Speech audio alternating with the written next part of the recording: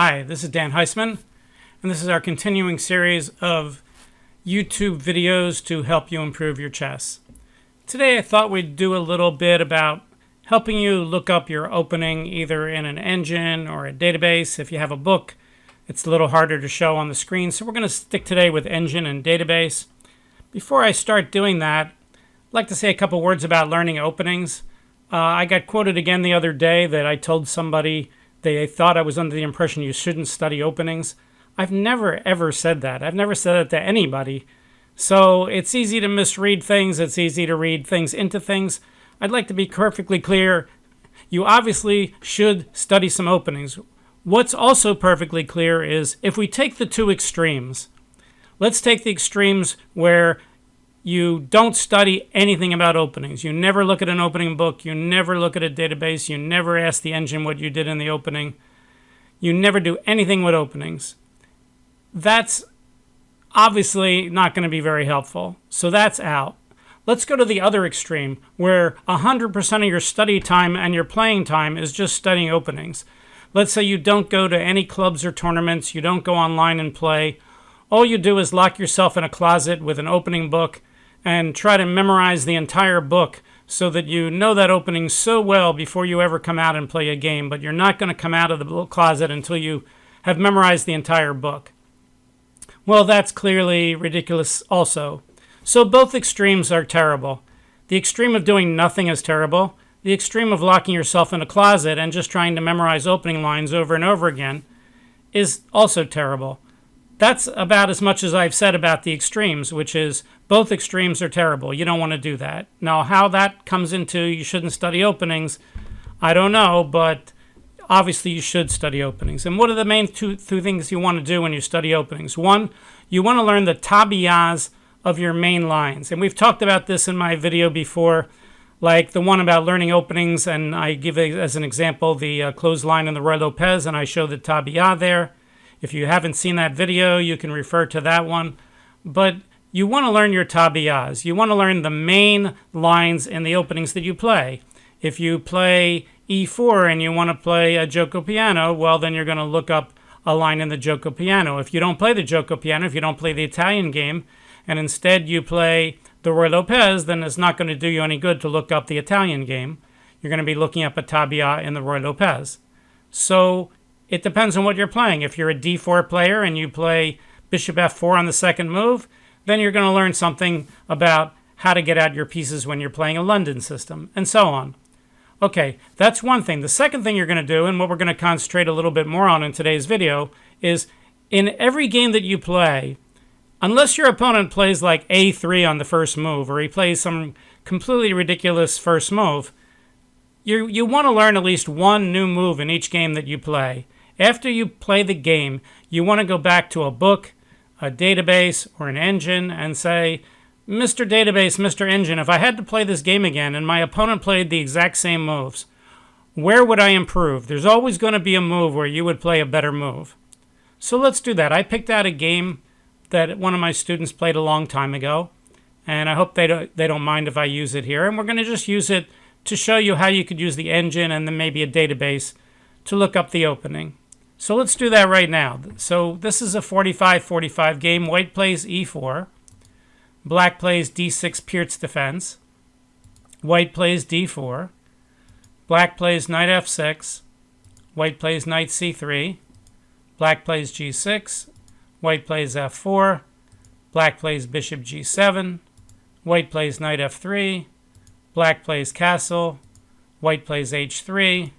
Black played knight C6. White plays bishop E3. Black plays A6. White plays G4. Black plays E6. White plays E5. Black plays knight D7. So this is not the end of the opening. The opening is over when both sides have developed all their pieces. But already both sides are starting to move pieces twice, and we're getting into some tactical situations. So let's say we go this far, and we want to know, if I'm white and somebody does something like this again, what should I do?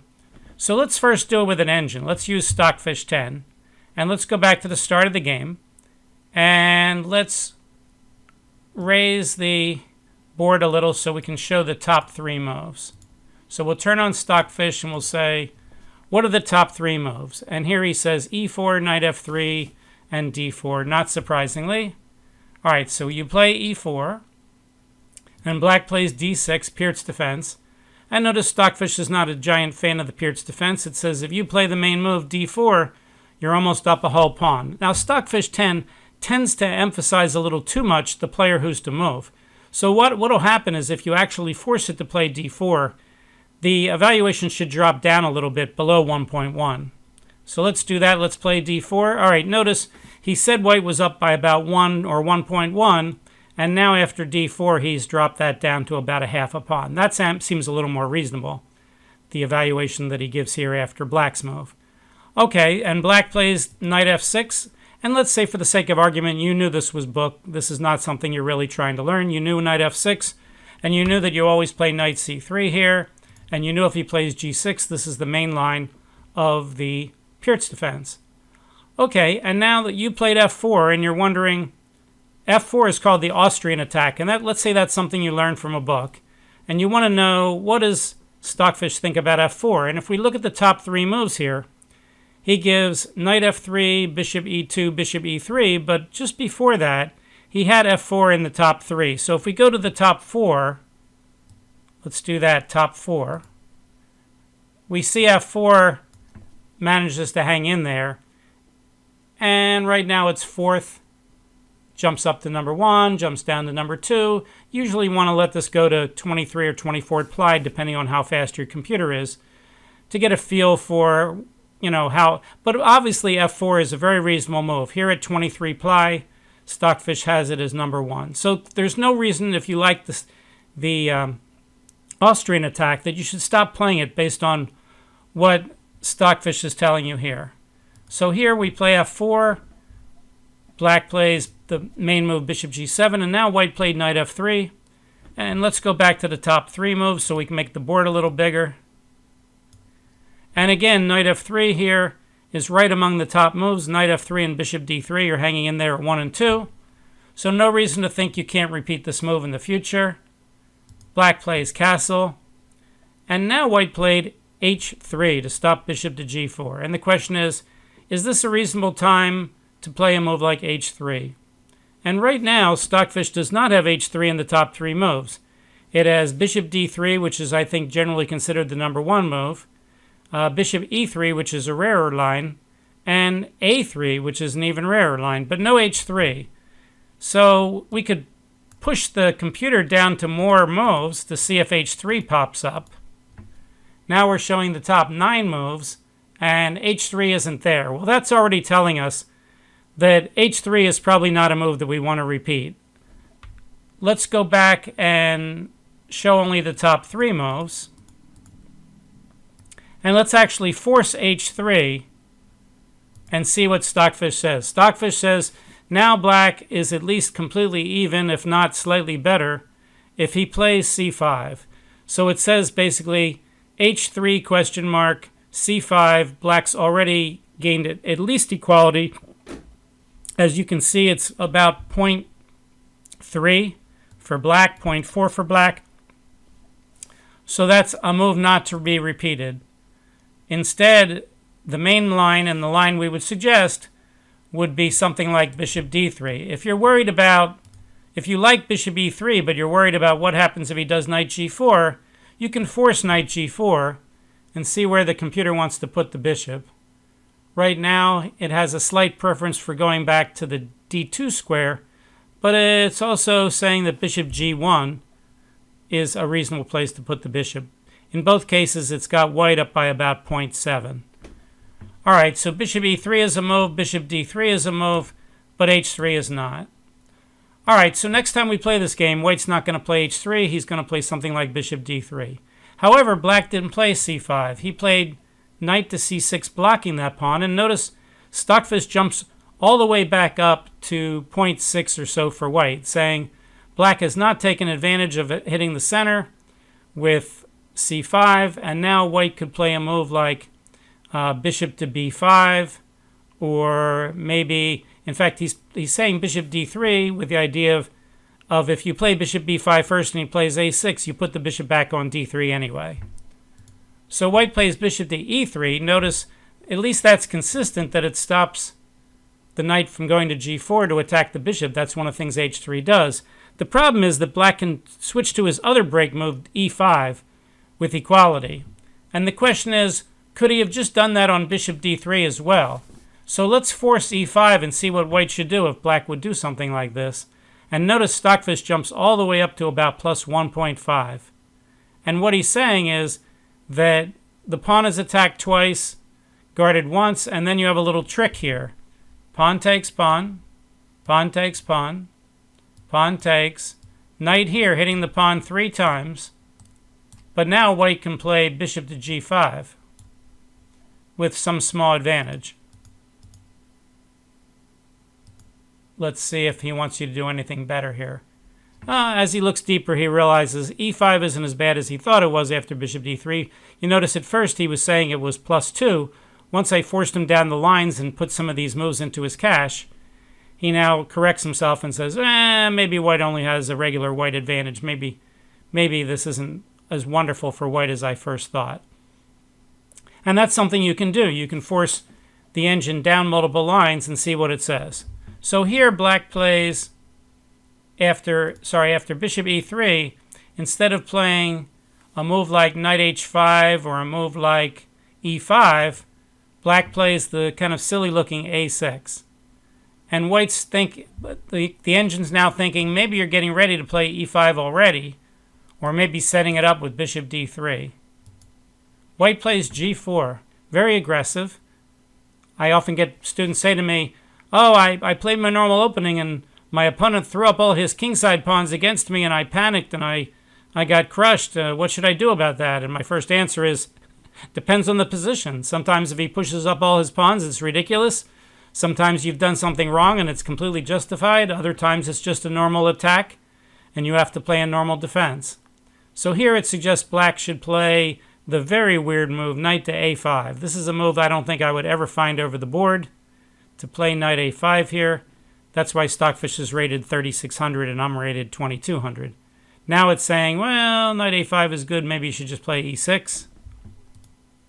Black plays e6, a much more human move than knight to a5, and it says white has a nice little advantage if he plays something like queen d2 or maybe bishop f2. Could be a4.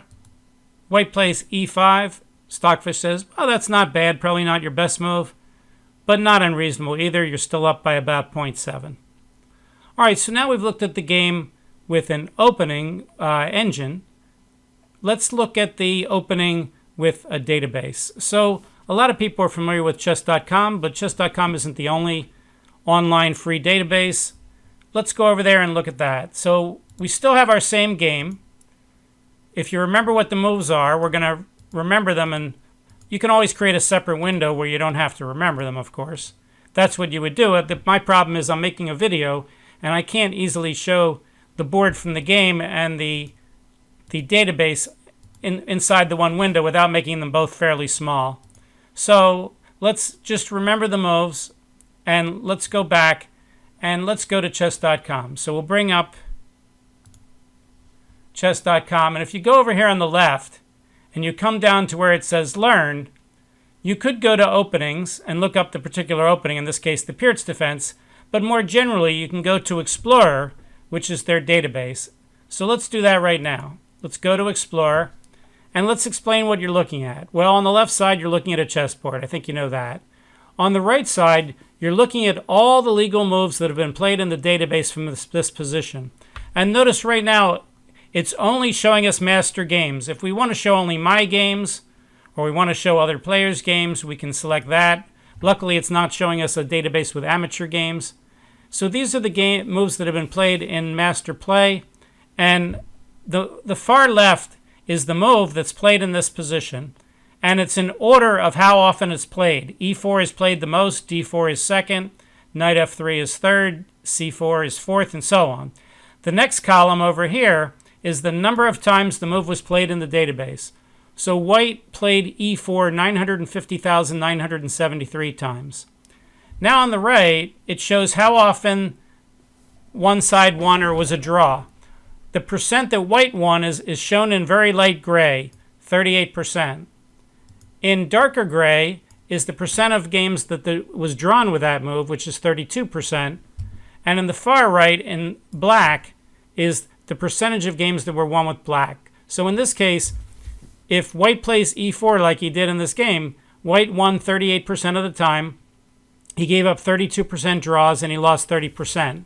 If you add up the total percent of wins, 38 plus 1/2 times 32 is 16 plus 38 is 54. So white won a total of 54% of the points as opposed to 54% of the games when he played e4. So if you want to see the opening that you're looking at, just click on the move that was played in your game. So we're going to click on e4, which is what was played in the amateur game we just looked at. And now black played d6, the Peertz defense. So now we can see the Peertz defense was the 5th most popular opening to defend against e4. White won 41%. Black won 30%, same as he did after e4, and 29% were drawn. So it's very similar to the same ratings as after e4, except that white won slightly percent more, slightly less percent was drawn, and black won the same percent. So we click on that move, d6, and now we see that almost undoubtedly, when someone plays d6, almost every master played d4, like 98% almost. So we can see d4 was played in 44,123 games. Knight c3 was played in 1,000 games. So d4 is the main move. If you don't play d4 here, the database is telling you, please play d4. Okay, d4. And now in the Peertz defense, the most common move was to attack the e-pawn to force white to put his knight in front of his c-pawn. So knight f6 was by far the most popular move, and that's the move that was played in the game. There's several ways to save the e-pawn, but again, 33,747 times white played knight c3. Only 1,766 did a master play the second move, so you're pretty sure that knight c3 is the most common move and not a bad move. And now black played g6. That's the most common move in this position. Notice the little pop-up window says Peertz defense main line. If you put the cursor on top of e5, it transposes into maybe some sort of Philidor defense or possibly an old Indian. Well, it can't be an old Indian without c4, so probably a Philidor's defense with e5. c6 says it's the Czech variation, the Czech defense. In the game we're looking up, black played g6. And now white played f4, and we want to know, is that a good move to play? Well, 5,000 times white did play f4, and 4,930 times white played knight f3. So that tells you that your move was equally the most popular move among master players. And if we look at the database, it actually did better than the second best move. f4 won 42% of the time for white, had 29% draws, and lost 29% of the time. Knight f3 lost slightly less percent of the time, but it won less percent. It had 6% less wins at only 36%. Black drew 37% of the time, which is 8% of the time more than he did after f4. And he won 27% of the time against knight f3, which is 2% less than he did against f4. So this tells us, like the computer told us, that f4 is a reasonable move. And now black usually plays bishop g7, 6,587 times black played bishop g7. Only 184 times did he play the second most common move. So black's move in this game was not unexpected, bishop g7. And now white played knight f3 in the game. And again, the computer is saying 6,279 times white played knight f3. Only 192 times did he play e5. And he won 42% of the time with knight f3. Only 35% of the time with e5. That tells us that next time we play this, sure, keep playing knight f3. And now black castled, which again is the most common move. He did this 4,429 times. He played c5 1,702 times. The results were a little bit similar, but black won a lot more times when he castled than he did when he played c5. So we agree the opponent's move, castle, was very reasonable. And now we played h3. Well, look at h3 down here. It was played in Master Games 7 times. White won 29%, which is 2 out of 7. And black won every other single game. 71% of the time, black won. That means black won 5 out of the 7 games. So the total number of times this position was played, if we add up all these numbers, 2,700 and 600 is 3,300, and another 1,100 is 4,400, 4,500. Let's say a little less than 4,600 times this position was reached, and out of 4,600 times, white only played h3 7 times, and he did very poorly. So now we can see that Stockfish 10 and the database are both in complete agreement. They're both telling you that h3 is not a very good move. It didn't do very well. It doesn't score very well. What happens after h3? Well, black should play c5. Let's click on h3 and see what happens.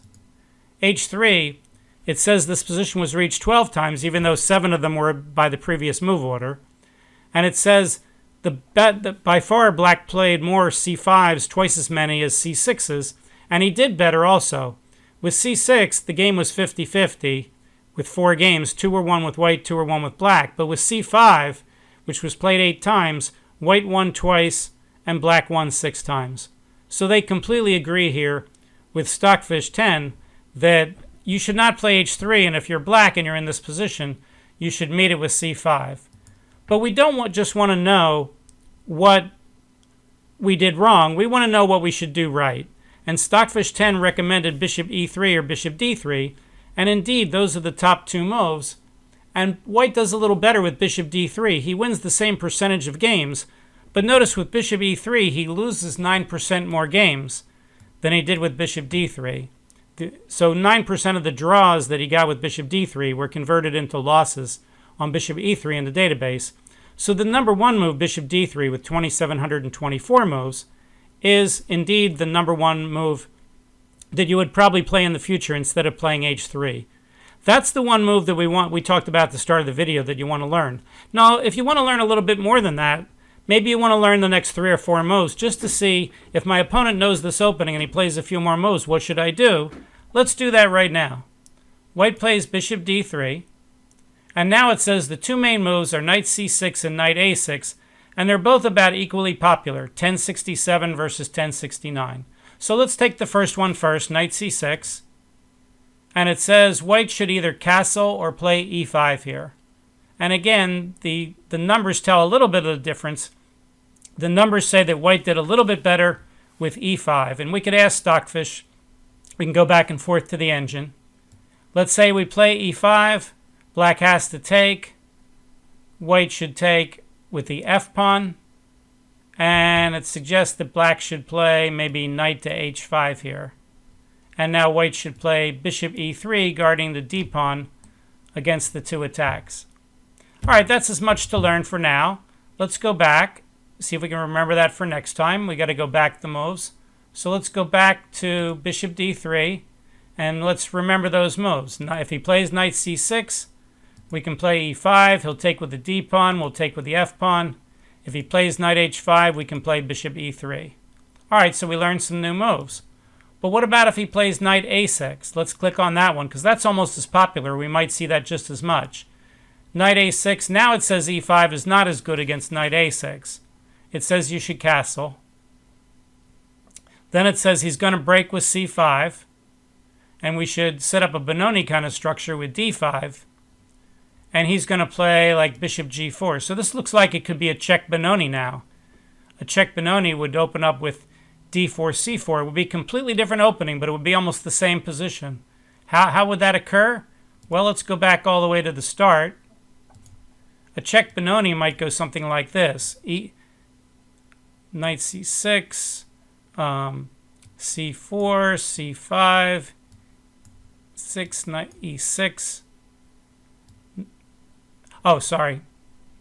My fault. I should play it the other way. I should play, after knight f6, I should play like knight f3, no, never play c4, play d5,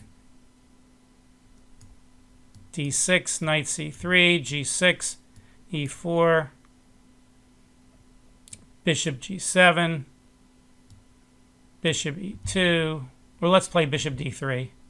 Bishop d3, castle, castle, knight a6. Notice this is just about the same position that we arrived at with the knight a6 line in the Pierce. e4, d6, d4, knight f6, knight c3, g6, f4.